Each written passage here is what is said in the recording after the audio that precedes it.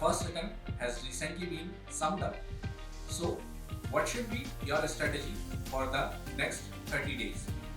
Well, when it comes to non-verbal reasoning, you should practice questions of projection, mirror images, embedded images, series completion, and odd one out. These are the topics from which JEE specifically asks questions. When it comes to mathematics, you should be doing questions of previous year.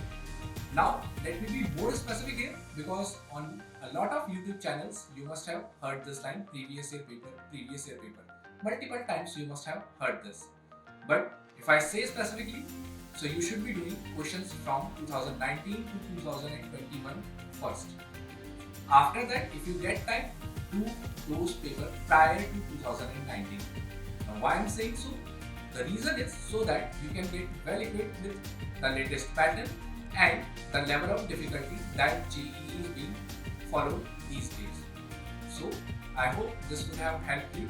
Thank you.